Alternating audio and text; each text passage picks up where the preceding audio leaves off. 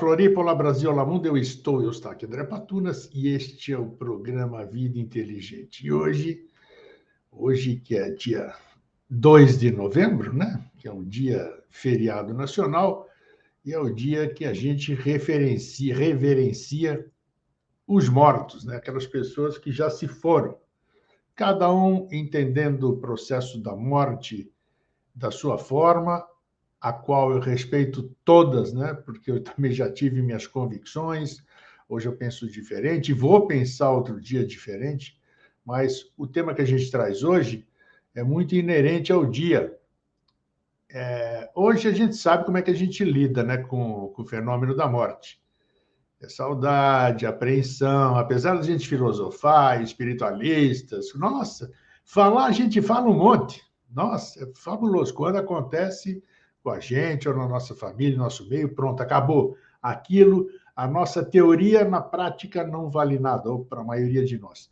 Então, hoje eu trago aqui um tema que pode trazer ao entendimento hoje de muita coisa do passado. O passado, para mim, é um grande aprendiz. Ainda hoje de manhã, eu elucubrando com os meus botões aqui, eu falei que eu devia ter sido, como não tenho certeza de nada, né?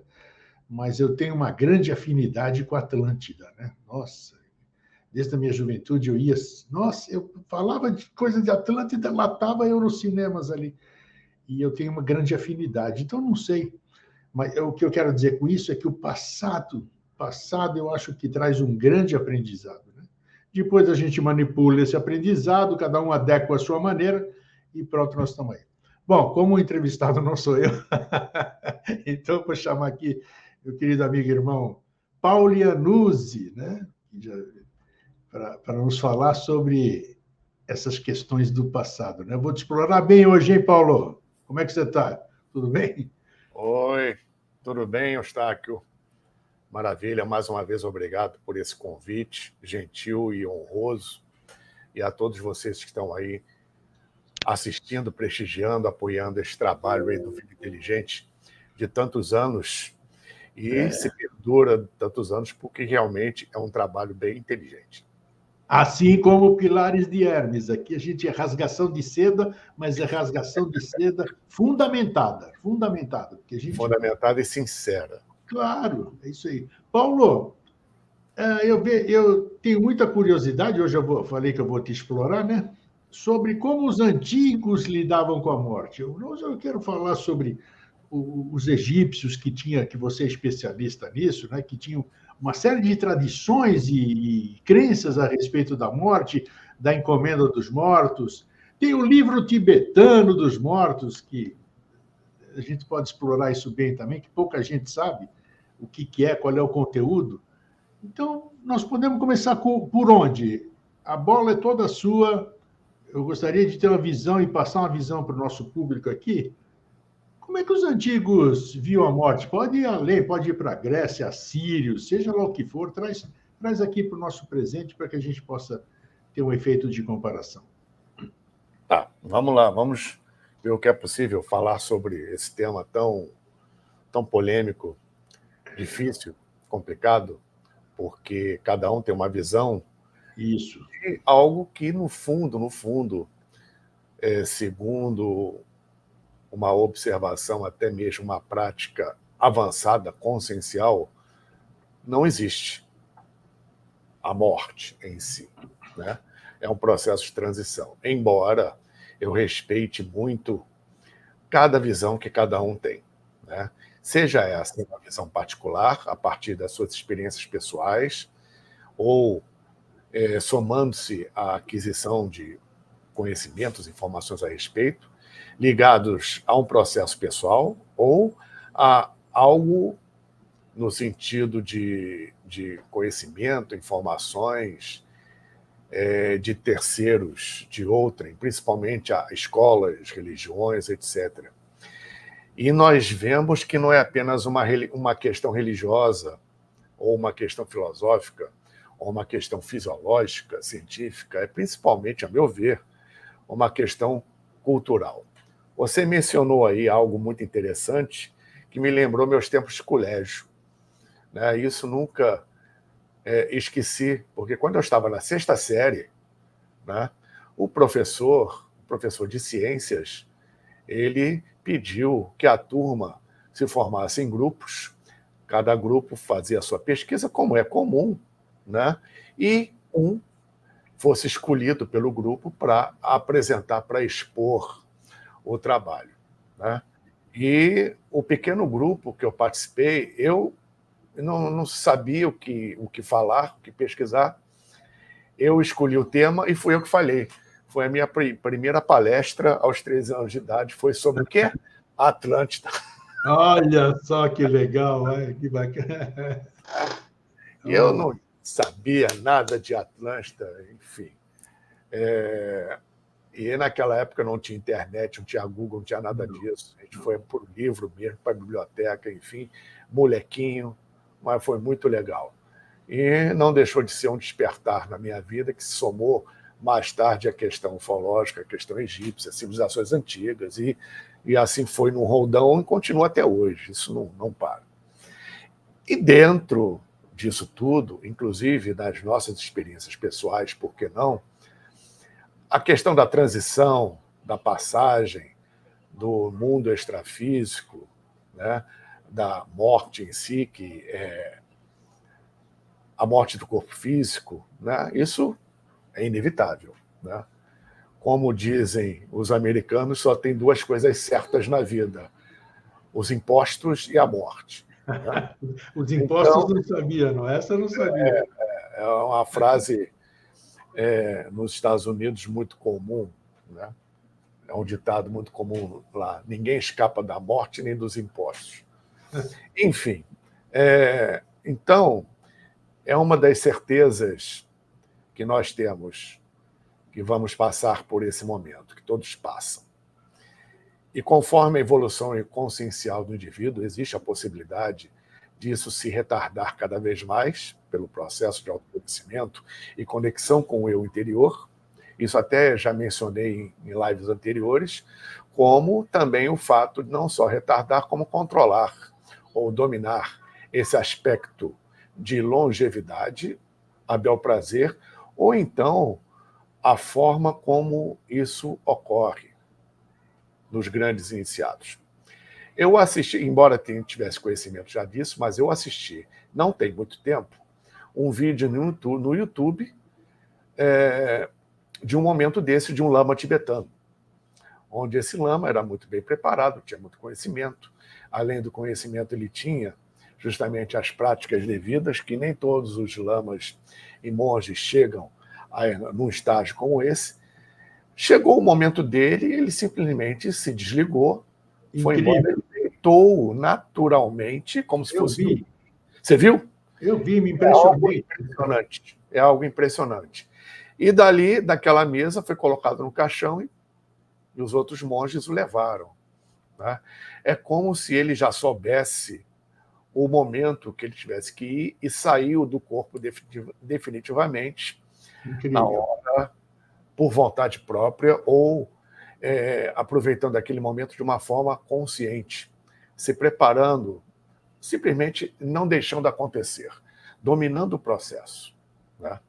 Como temos notícia pelo livro Autobiografia de um Yogi, o mesmo acontecendo com Paramahansa Yogananda, com os mestres dele, né?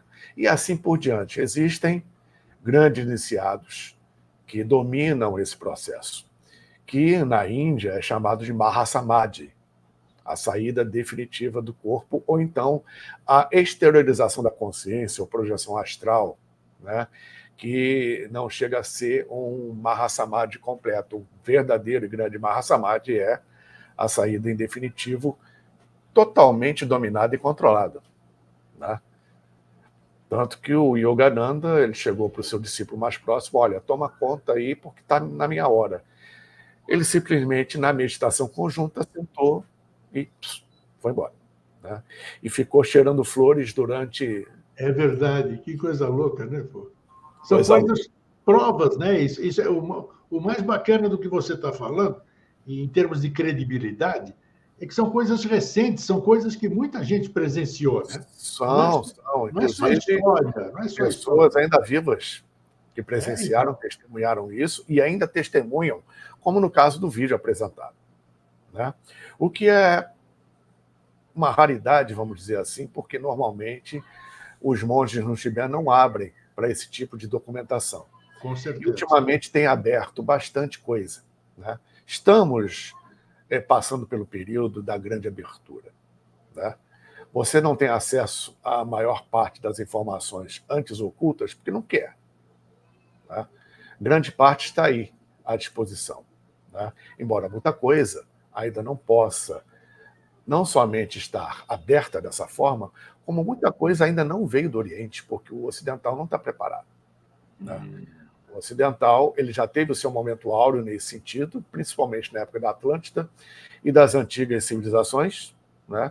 Embora a maior parte seja no Oriente, esse conhecimento vem de lá para cá, no que a gente chama, né, do itinerário de Io, que foi daqui para lá e está voltando de lá para cá já há séculos. Enfim, dentro dessas questões, existe essa questão da transição, da passagem, da morte em si, até mesmo, como no caso que foi citado aqui logo no início, caso não, a leitura, vamos dizer assim, citada aqui, da não existência da morte, em realidade, temos o livro, né, do Mário Rosso de Luna, El libro que mata la muerte. Isso. Então, nós temos várias referências com respeito a um conceito real e diferenciado que a grande maioria das pessoas tem hoje, infelizmente. A nossa sociedade ela não é preparada para esse momento. As civilizações antigas, conforme você citou, tinham na sua cultura um preparo, entendendo este momento, o que ele significa e o que tem após a morte. A civilização egípcia, por exemplo, ela é tida hoje, né, como a civilização que cultuava a morte, porque só se fala em múmia, só se fala em mumificação, embalsamamento, ou seja, o estudo do Antigo Egito, em geral, gira em torno disso, pelas descobertas, pelas justificadas descobertas, a maior parte delas múmias, sarcófagos, que não param de aflorar, né? Então, o Antigo Egito, ele erroneamente, infelizmente, levou essa fama, mas não existiu povo mais alegre e festeiro que o egípcio. Tanto é que eles não acreditavam no processo da morte, como nós, hoje, não só acreditamos, como vivenciamos.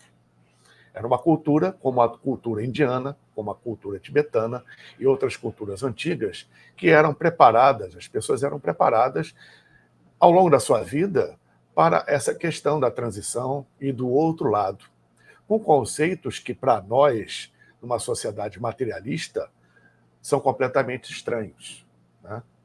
Então, por exemplo, para os egípcios era muito comum, era uma coisa natural, uma pessoa, principalmente depois que passava para o além-túmulo, né, passava para, principalmente, o que os egípcios chamavam de Duat, né, ou o reino dos afrites, ou um reino de aflição, entre aspas, e o reino do paraíso de Osíris, né, era muito comum a pessoa se manifestar, encarnada ou não, em vários lugares ao mesmo tempo. Olha. O que, para o pensamento linear ocidental atual, materialista, é impensável. Para eles era uma coisa natural, assim como outras que entram dentro de um aspecto de mistério, místico, espiritualista, ocultista, e por que não dizer em algumas ocasiões, magista, era muito mais natural, profundo e tido como ciência, diferente do que existe hoje, né? E o ocidental, ele, em muitos pontos, teve o seu momento de glória dentro desse tipo de assunto e prática, e depois decaiu. Até com uma certa, eu acho que usar esse termo é até gentil, com uma grande arrogância e petulância em relação a determinados conhecimentos. Porque quando esses conhecimentos chegam no Ocidente e são utilizados na prática e comprovada a sua eficácia, isso é chamado de ciência. Enquanto o ocidental chama o mesmo conhecimento, só porque está no Oriente, de superstição. Se é oriental, é superstição. A mesma coisa aqui no Ocidente é ciência. Isso aí realmente é muito triste, né? Mas, em breve, isso começará a inverter. Então, as civilizações antigas tinham uma ótica muito diferenciada com respeito ao momento da morte e à vida no além-túmulo, né? Os egípcios, e isso é uma questão cultural. Os egípcios antigos, por exemplo, o processo de embalsamamento e mumificação e o processo ritualístico, né, relativo a Anubis, durava 72 dias. Opa! E o corpo já no sarcófago era levado à tumba e lacrado na tumba após o último ritual, que era o chamado abertura de boca e de olhos da múmia, para que ela pudesse, no além-túmulo, enxergar o caminho para o tribunal de Osíris e, neste tribunal, poder se justificar, né? Porque o egípcio antigo só tinha medo de uma coisa: não ter como se justificar diante do tribunal de Osíris, chamado Tribunal das Almas, né? Era o que metia pavor no Antigo Egito, nos egípcios, né? Enfim, se observarmos bem, primeiramente, o estudo, entendimento e prática do que é conhecido hoje dentro da Cabalá hebraica, né, com origem no sentido de salvaguardar e preservar o conhecimento por parte dos hebreus, na Cabalá, que conhecemos hoje como os 72 nomes de Deus, ou os 72 sopros de Elohim.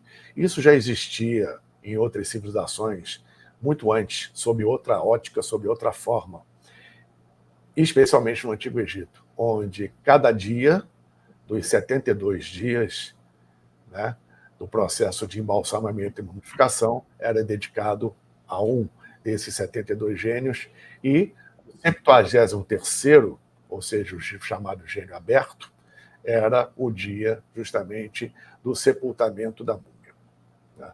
Então tem todo um processo complexo aí, ligado até mesmo ao que entendemos hoje Cabalá, tá? Embora isso não seja devidamente comprovado em termos documentais, com papiros, etc., pela tradição, nós vemos uma ligação, uma similaridade muito grande, além de outros conhecimentos ligados a isso por parte da astrologia egípcia, onde cada grau de cada signo era dedicado a uma divindade derivada, né? Como hoje temos no candomblé um orixá e várias derivações desse mesmo orixá. Perfeito. É a mesma coisa praticamente em termos arquetípicos, né? E são esses termos arquetípicos que levavam o entendimento dos antigos egípcios nesse processo, onde culturalmente a cremação era uma violência, uma agressão, enquanto na Índia Antiga, até hoje, até hoje, isso que eu ia comentar, natural, né? Na Índia se diz a madeira, que já foi um ser vivo, quando endurece e seca, é queimada, e assim deve ser o corpo nas mesmas condições sem vida, né? Então, para algumas culturas, a grega também antiga cremava os seus guerreiros. Os romanos, em alguma parte, em alguma época, também cremavam os seus guerreiros. Inclusive, duas moedas na Grécia Antiga, você sabe muito bem, melhor do que eu, iam aos olhos para pagar o barqueiro, É isso aí, exatamente. o rio Estige em direção ao Hades, da mesma forma que séculos, para não dizer milênios antes, tá? Embora historicamente já se saiba que civilizações antigas são muito mais antigas do que até hoje se acredita, né? Isso já está mudando. Da mesma forma que os antigos egípcios, na barca de Ra, cruzavam o Nilo da margem leste para a margem oeste, levando justamente o corpo mumificado daquele grande sacerdote, daquele grande nobre, ou da rainha, e principalmente do faraó. Essa trajetória era feita, e não diferente em outras culturas antigas, a simbologia do além-túmulo, que era o Hades, e as várias camadas do Hades para os gregos também eram para os romanos, também eram para os nórdicos, para os celtas, para a Índia, o Tibete, a China antiga, o Japão, inclusive a cultura indígena, a cultura pré-colombiana, enfim, no mundo inteiro nós temos essas questões. Né? Então, a questão cultural ela prevalece muito no entendimento e como você lida com essa questão.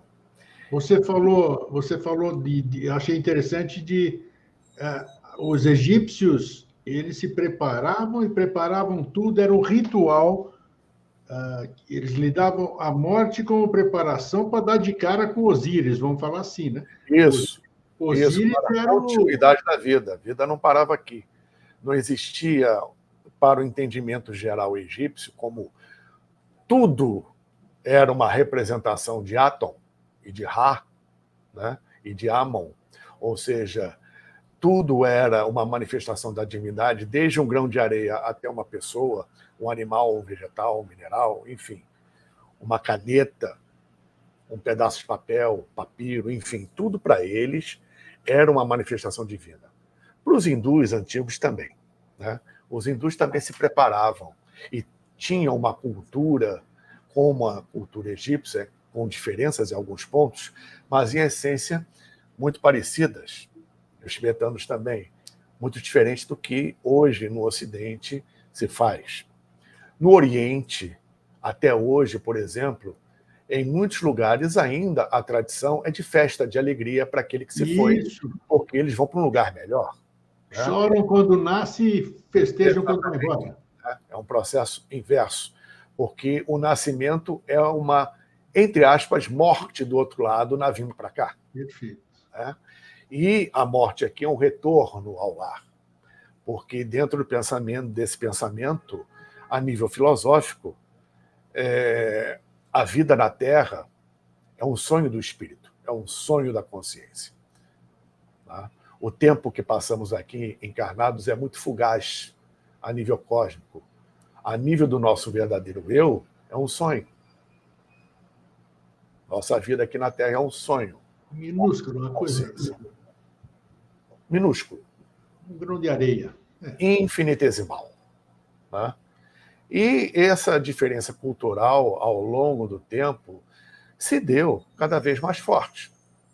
Então, por exemplo, isso é original no Antigo Egito. E no Oriente, de uma forma geral, tá? E isso veio para o Ocidente de uma outra maneira, o chamado culto ou reverência aos ancestrais.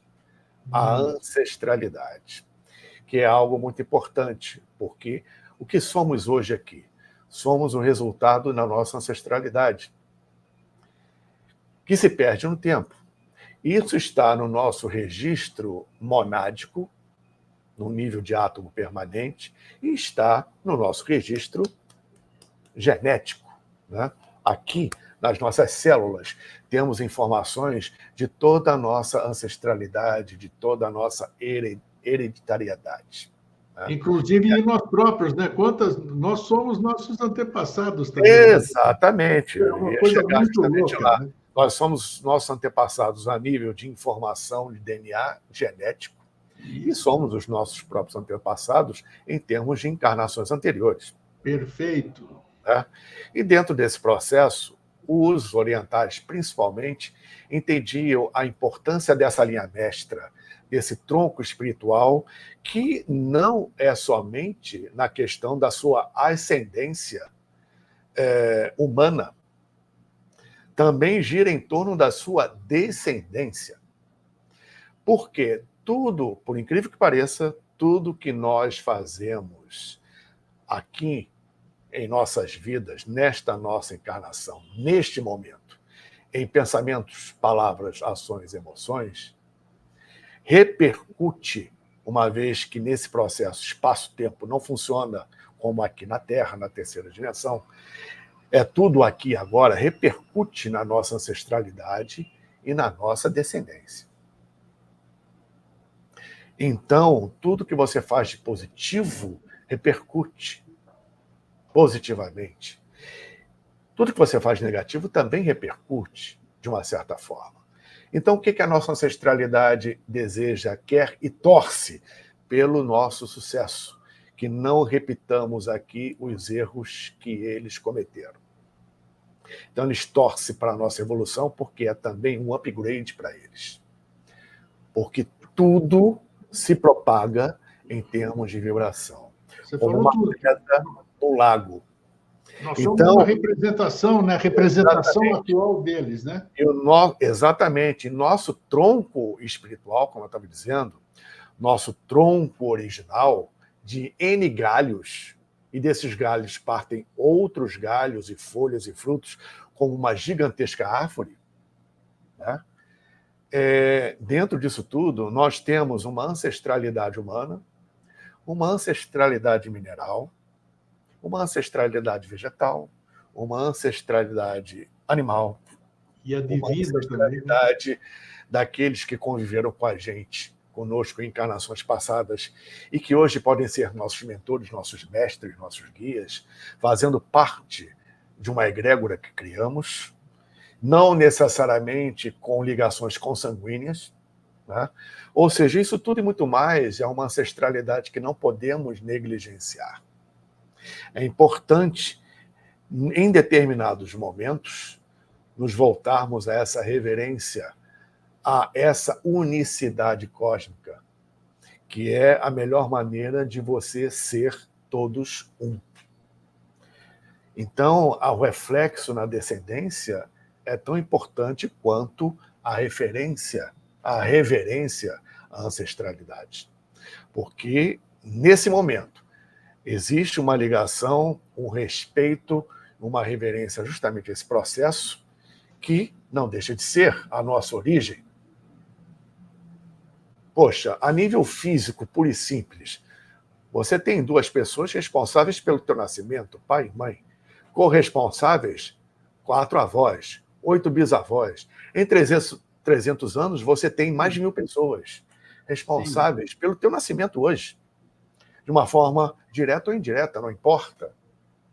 Se você for bem mais para trás, quantas pessoas lutaram, quantas pessoas sofreram, quantas pessoas se regozijaram, se alegraram, quantas pessoas se sacrificaram, viveram uma vida abastada ou viveram uma vida de miséria, viveram um somatório de experiências para você estar aqui hoje. Como é que você alcança isso aí? Porque isso que você está falando é perfeito, só que essa ancestralidade, parece que o nosso campo mental ele não consegue passar uma certa distância. Você falou, por exemplo, até 1.000, aquela que a gente vê na internet, né? Você é fruto de tanto, vai fazendo a multiplicação, chega num número e acaba.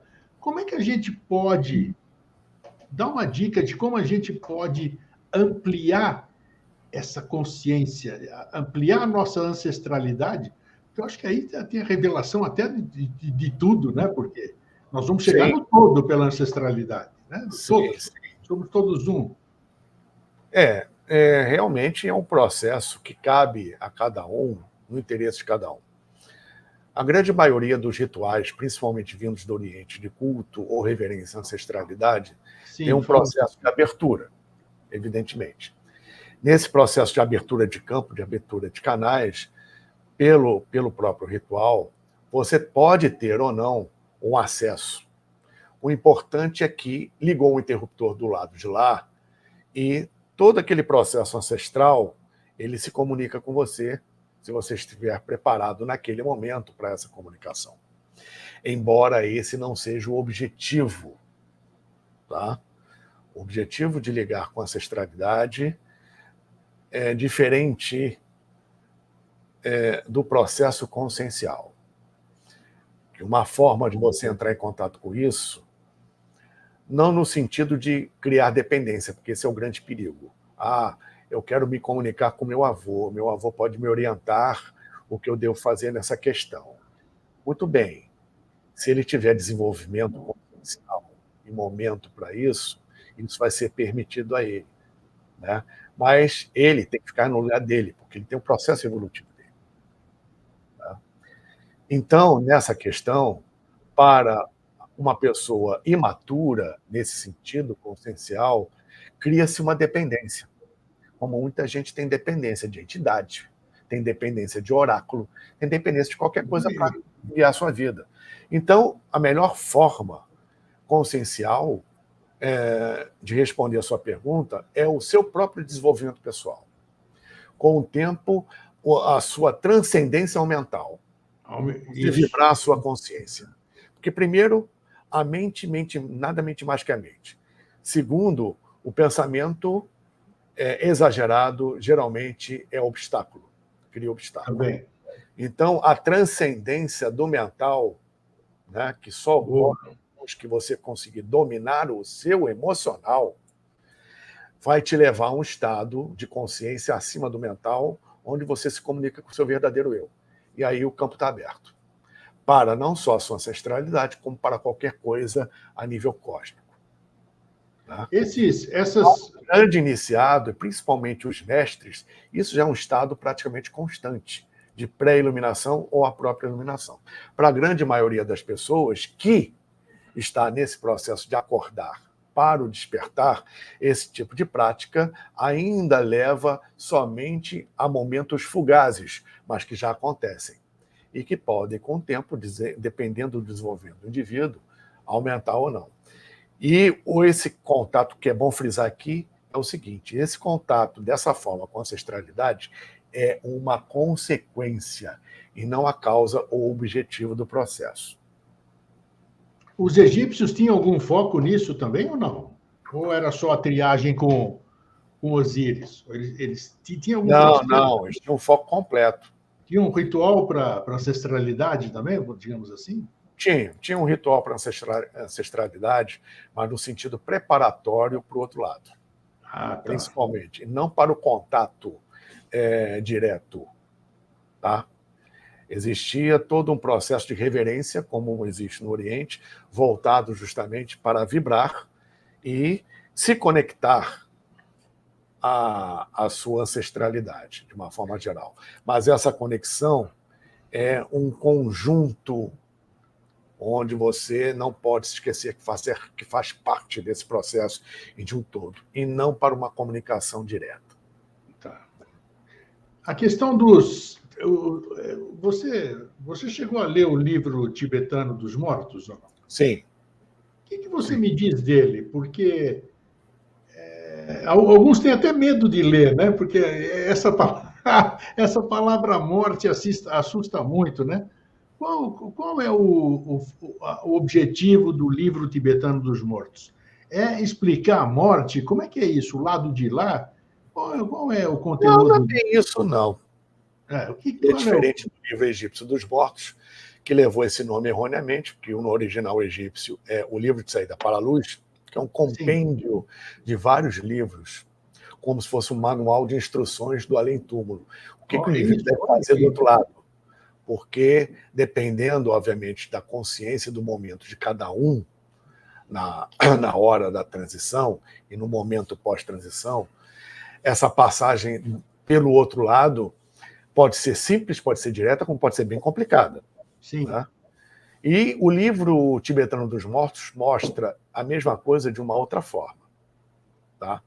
Principalmente fazendo uma referência indireta à origem dos tibetanos, que é a civilização de Samsung, onde mostra, a exemplo dos egípcios, a exemplo dos gregos, que o além-túmulo fica debaixo da terra, nas dimensões intraterrenas.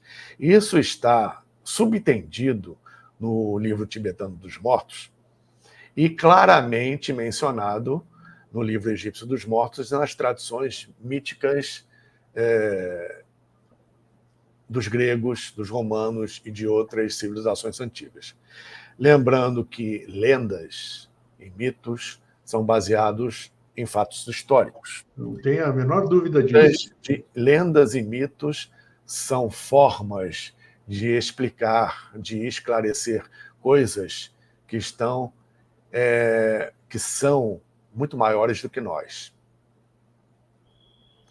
Então, é preciso um carinho, um cuidado, uma atenção para ir a fundo, ou pelo menos se informar sobre esses assuntos, nesses livros milenares, nesses conceitos, nessas filosofias milenares que, se persistem até hoje, é porque algum fundamento sério existe por trás. Tá? Eu sou de opinião que nós não sabemos nada. Eu também sou. Nós não sabemos absolutamente nada. Por isso que o enigma da esfinge é a mesma frase que está no oráculo de Delfos, na Grécia. Homem, conhece-te a ti mesmo.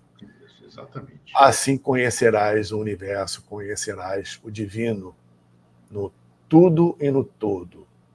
A melhor forma de você se conectar com o universo e com a sua ancestralidade, para mim, é essa. É o autoconhecimento. Não existe melhor caminho para o seu desenvolvimento pessoal em qualquer nível. Isso requer trabalho, requer esforço, requer perseverança, requer uma revisão de sua vida, uma revisão de prioridades para o caminho de volta. E não ficar fugindo com prioridades falsas que não levam a lugar nenhum, né? E fazem com que mergulhemos cada vez mais nesse materialismo sem resposta para nada, num afastamento do nosso eu divino.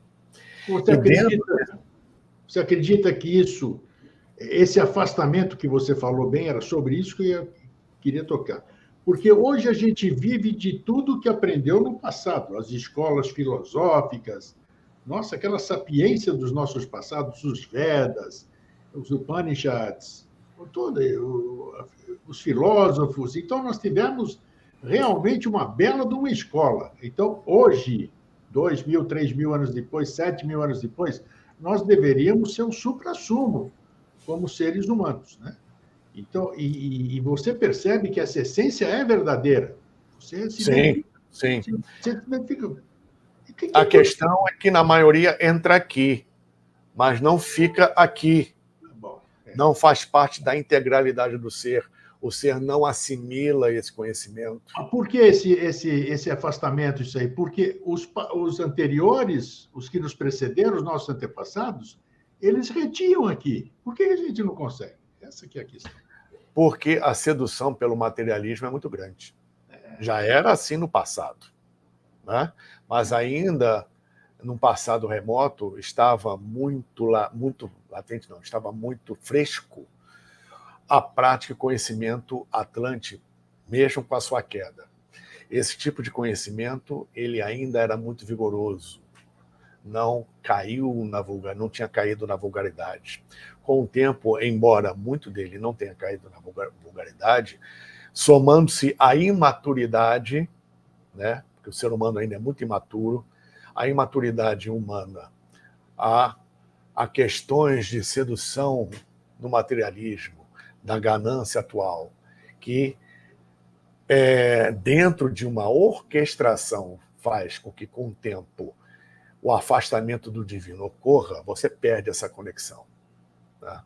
Então, em termos coletivos, somando-se ao final de Kali Yuga, que estamos atravessando, o Kali Yuga já perdura há bastante tempo, somando-se uma coisa a outra, o indivíduo hoje tem essa dificuldade. E quando se volta para isso, muitos entram no aspecto dogmático religioso e no fanatismo. Pronto. É um filtro natural. É um filtro natural. Né?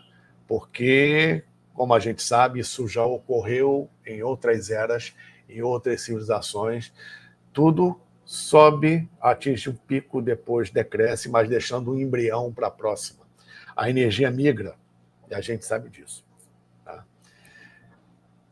O culto aos ancestrais, mesmo existindo ainda hoje, gerou modificações, alterações de caráter cultural ao longo do tempo.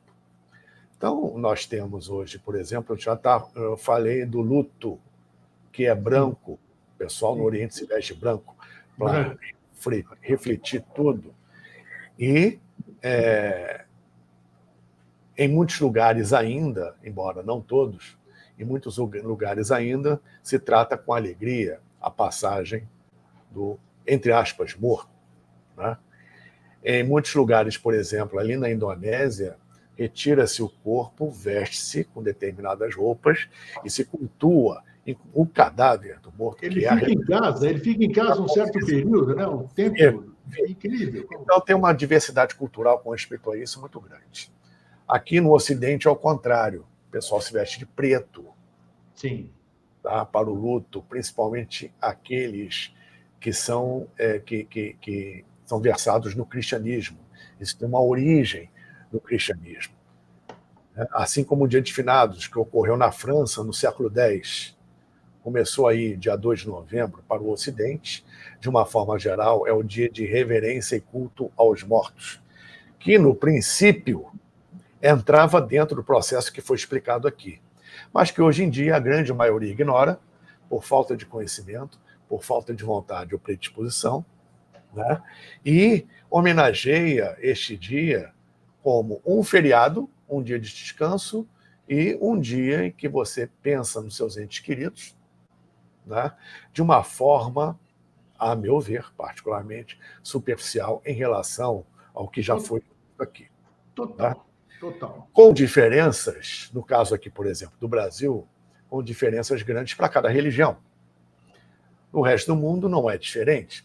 Então temos, por exemplo, o Festival dos Mortos no México. Eles cultuam muito isso. É uma tradição mexicana intensa com respeito aos mortos.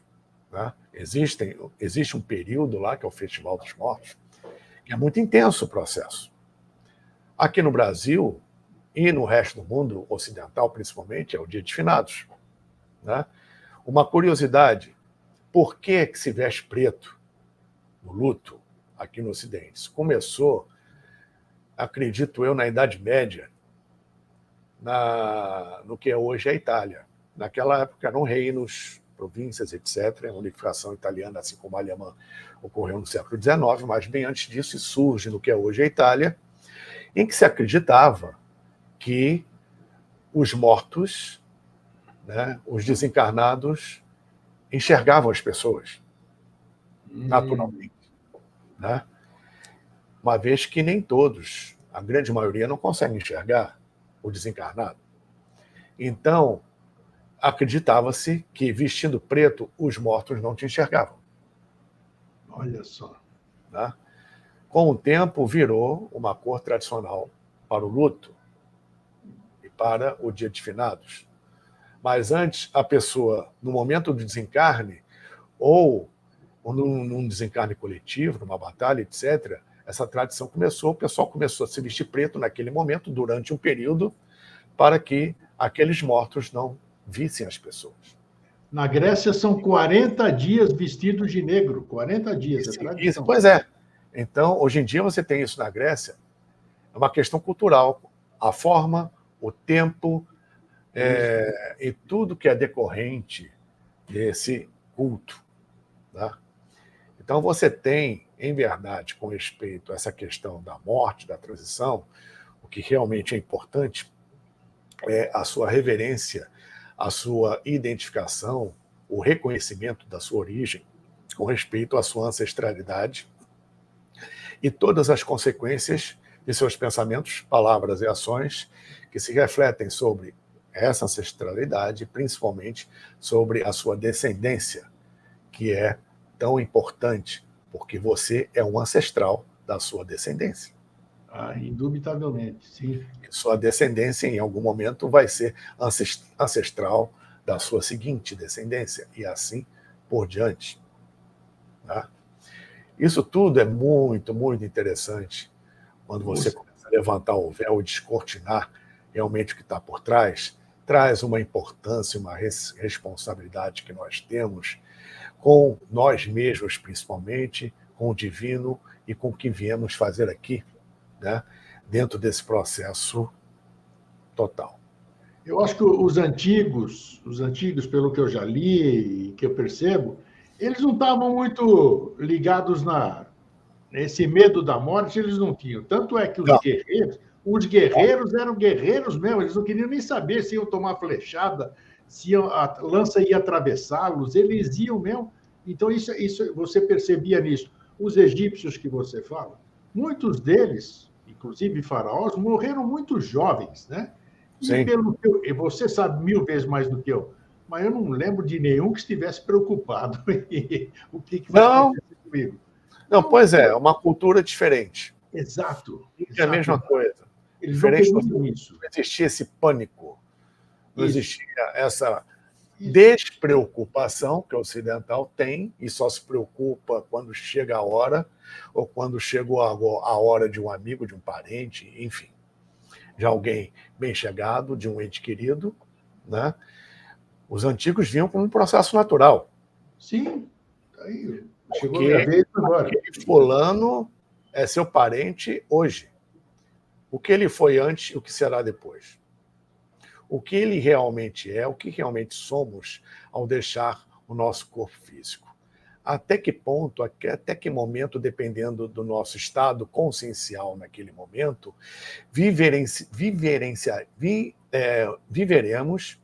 vivenciaremos todo o processo que nós mesmos criamos, especialmente a nível de forma-pensamento, ao nível, melhor dizendo, das formas pensamento criadas, né?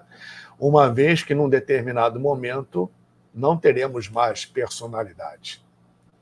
Então, o nosso ser consciencial, o que sai aqui do corpo físico e permanece passando pelas camadas evolutivas, tem sexo?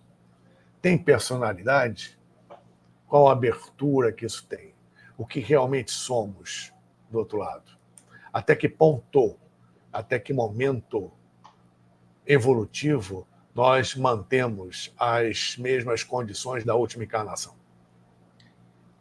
Porque hoje a turma já. Você percebe que o povo, em geral, a grande maioria, não tem certeza de nada, né? Acredita, mas sem ter certeza.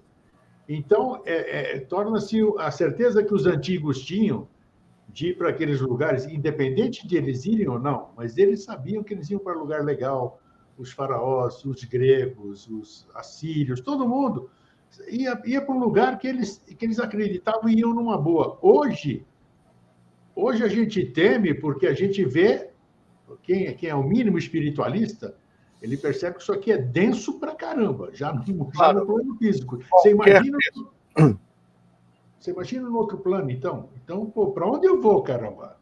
qualquer pessoa que teve a experiência de EQM, Sim, experiência de quase morte, sabe muito bem do que a gente está falando.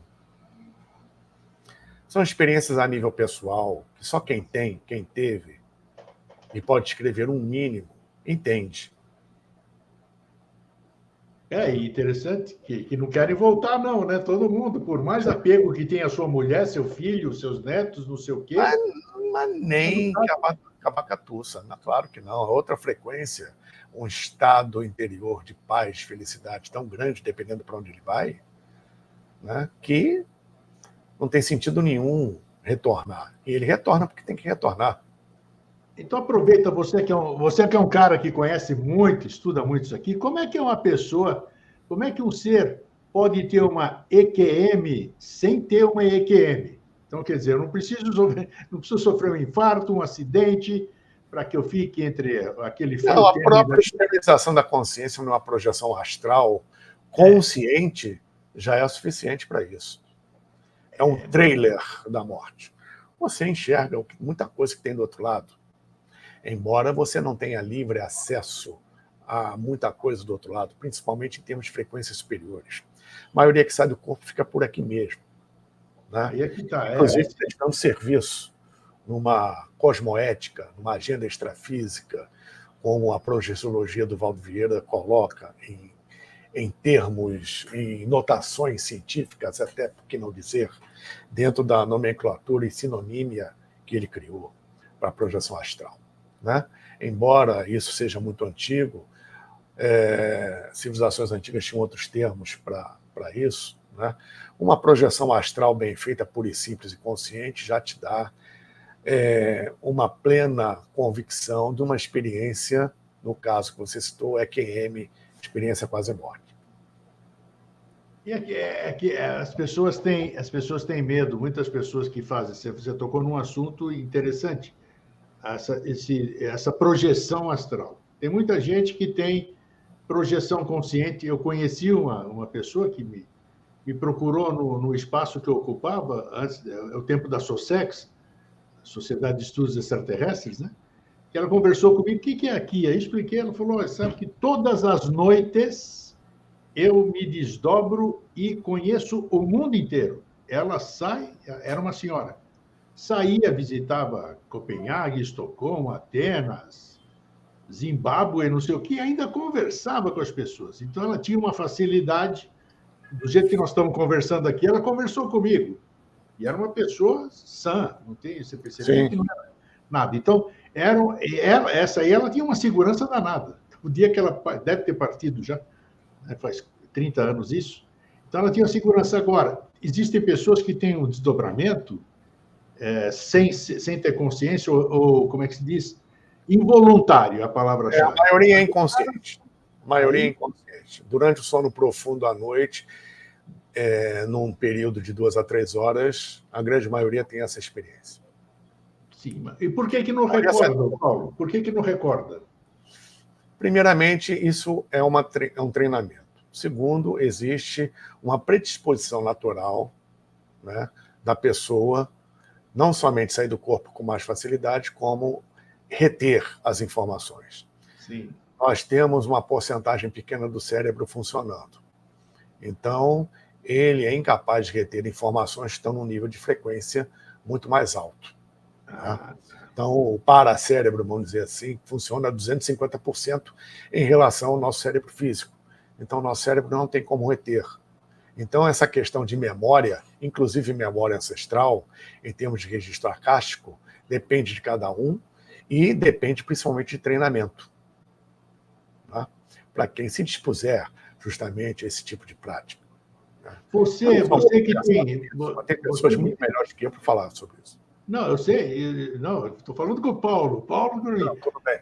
você, na Pilares de Hermes, eu sei que você dá uma série, a maioria são palestras, e alguns cursos.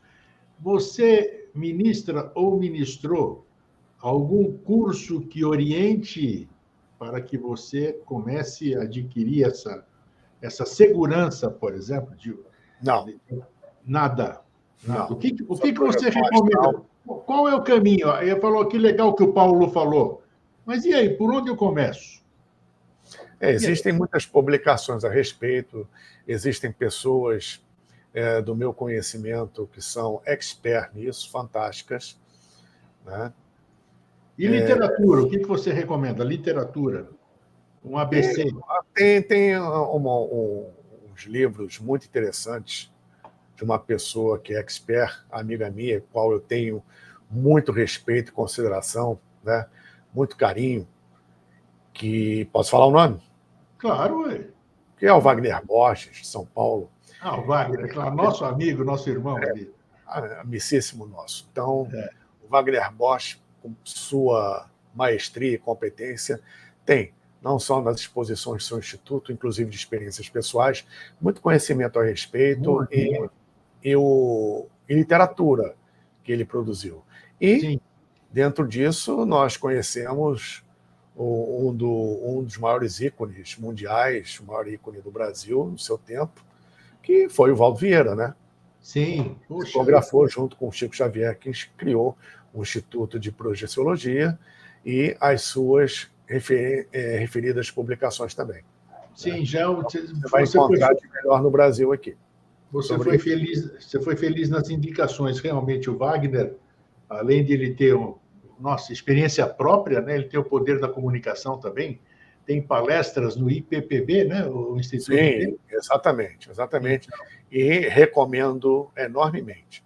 Eu já tive a felicidade e o privilégio de lá estar ministrando palestras de ufologia sobre o Egito e Templários, inclusive com uma entrevista que eu concedi a ele lá no instituto dele. Fantástico. Não tem o que falar. Paulo, então, vamos voltar um pouquinho para o passado. Existiu alguma civilização que via a morte de uma forma diferente, como nós aqui vemos hoje, inclusive as civilizações antigas? Nós nos limitamos aqui, falamos das mais importantes, a nosso ver, pelo menos, que foi a egípcia, a grega, aquelas que ficaram naquele período, né? 3.500 anos atrás. Você tem alguma história, alguma colocação para contar de alguma outra cultura no que A cultura nórdica, por exemplo, tinha uma visão muito particular sobre o além-túmulo, né? Onde existem várias vertentes, né? As principais são relativas aos guerreiros e às próprias guerreiras, porque, ao contrário do que se pensava, as últimas descobertas sobre os vikings trazem uma atuação muito forte e importante das mulheres, né? E os guerreiros não eram tão bárbaros assim, mas todos contavam que morrer em batalha era glória. Olha aí. Aquele que morria velho ou morria fora de uma ação militar, fora de uma batalha, né, morria por uma doença, por um acidente, por qualquer outro motivo, era condenado ao chamado fogo eterno. Né? E aqueles que iam para o Valhalla, que era o paraíso nórdico, eram aqueles que morriam heroicamente em batalha e eram recolhidos, suas almas recolhidas pelas valquírias, né? Que chegavam na hora da morte e levavam os guerreiros. É uma visão completamente diferente do que se tem na maioria das outras situações, né? E todos ficavam no Valhalla tomando hidromel, né? E tomando uma bebida também chamada calva, no crânio dos inimigos vencidos. Olha só, tá vendo? Né? Então, era uma grande mesa no salão de Odin, né? Todos eles festejando, não digo pela eternidade, porque não só aqueles que iam, né, para as mandíbulas dos lobos de Odin e para o fogo eterno, quase eterno, como aqueles que se regozijavam no Valhalla, todos aguardam o chamado Ragnarok, que é o fim dos tempos ou apocalipse na visão nórdica, né? Que, pelo mito nórdico, aconteceu e que acontecerá novamente. Isso, então, hoje nós estamos... Pensado em mitologia nórdica, não, mas isso aí já dá uma noção do tipo de pensamento pós-mortem que eles tinham. Né? Você falou... Existia o que a gente entende como purgatório. Para a Igreja Católica em si, e depois isso se estendeu, né, com algumas diferenças para o cristianismo, a Igreja Ortodoxa, a parte luterana, batista, protestante de uma forma geral, etc., a reverência aos mortos no dia 2 de novembro, para a cristandade de uma forma geral, nessa oração e reverência, você liberar almas do purgatório. Tá vendo? Eu ia falar para você dar uma recomendação, mas está aí, a recomendação foi dada. Hoje é um dia que todo mundo está triste, reverenciando o seu irmão. Não tem que ficar triste, não. Cada um fez a sua parte, cada um faz a sua parte. É isso, por isso que foi legal a gente abordar esse tema hoje, que é exatamente dar uma outra visão. Eu não sou insensível, sinto falta dos meus parentes, dos meus amigos. Sim, saudade é uma coisa. Dos meus ídolos. Você lamentar por isso, exatamente. Não faça. Você estar triste por isso não vale. Tristeza é apego ao passado. Ansiedade é viver no futuro. Você vive no presente. Então, viva o seu presente, porque é isso que a sua ancestralidade quer. Ela não quer que você chore por você. A saudade é saudável, porque cria um elo de amor. Fora isso, não é saudável para ninguém. Muito bem, encerrou bonito aí, ó. Não podia falar melhor. Por isso que eu gosto de você, Paulo. Grande. Então, Paulo, obrigado mais uma vez num dia. Eu que agradeço. E espero que a gente tenha esclarecido, dado um novo alento para ir buscar essas informações, essas referências que você deu, né? Muitas vezes são coisas, são gatilhos que as pessoas precisam para tomar as suas decisões e buscar as suas próprias verdades. Deixei para você, então, o meu grande abraço, meu muito obrigado. E cada um faça, se for o caso, a sua reverência a seu modo. É isso aí. Do coração. É isso. Isso que é o mais importante, né? Isso é o mais importante. Forte abraço, Paulo. Até a próxima. Aqui também. Obrigado. Tudo de bom aí para vocês todos. Obrigado. Ô, gente, como é bom falar esses temas, né? Geralmente são difíceis de serem abordados, e a gente aqui tem essa oportunidade de, em uma hora, a gente poder estar trocando ideias sobre coisas que pouca gente troca ideias, né? E muitos de nós temos anseios para isso. Então, hoje, cada um reverenciou os seus parentes, seus amigos, seus irmãos que passaram para o mundo não físico. Então, que a gente possa, no próximo, né, ter um outro nível de consciência para que seja um dia não tão triste, e um dia onde a gente simplesmente, como o Paulo falou, saudade, é uma coisa saudável, mas não aquele apego, aquela tristeza, né? É isso, gente. Fraterno abraço, um feliz sempre.